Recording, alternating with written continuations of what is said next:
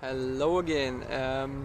It's a beautiful day here in Adelaide, and today I just thought of showing you a little bit of the bike setup, that you know what I'm riding here. So basically, let's start with the bike itself. It's approximately 2.7 meters long, and the whole thing, like everything, weighs, I guess, 100 kilos. I don't know exactly. We've got a 26-inch rear tire, a 20-inch front tire that has just been replaced, which is awesome.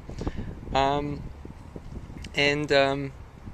that box basically came with it from the previous owner, and the main adjustment here is probably the conversion to electric with a 500 watt motor.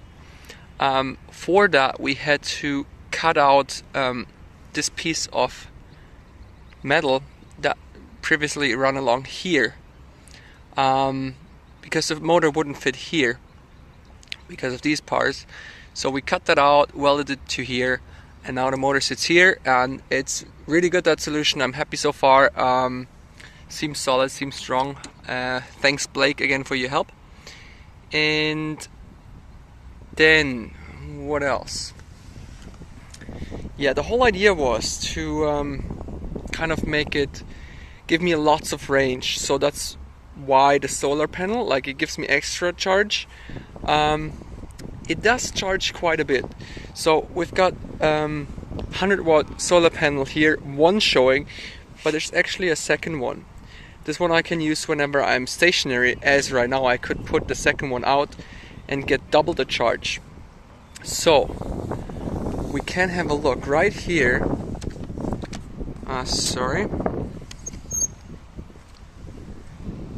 Right here you can see the voltage of the batteries right now, and there's an extra little switch that turns on the USB charge, and my amp meter here,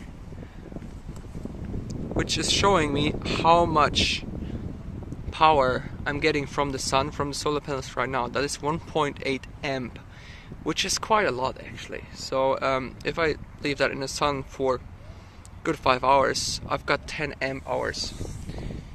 And yeah, this looks quite fancy here. Like, we've got the bell, we've got a throttle that I can use whenever there's a hill and I need to push it. My phone holder, this is an amazing thing, I just got that. The control board, which is controlled by here, an additional thermometer, and my gear. So let's look inside a little. This one flips open nicely, and the gas stick holds it open. It's at 100 Newton meter bar, which seems to be just right. It does look a little unorganized, but this is as organized as it gets. Sorry for that. So, a little to here.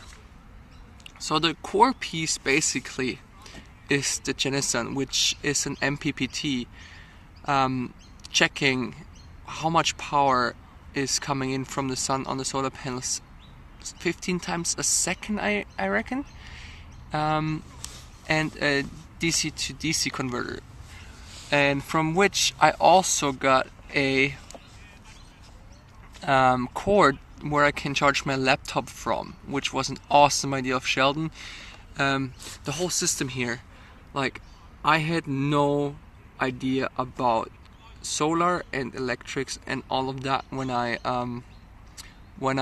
decided to do it.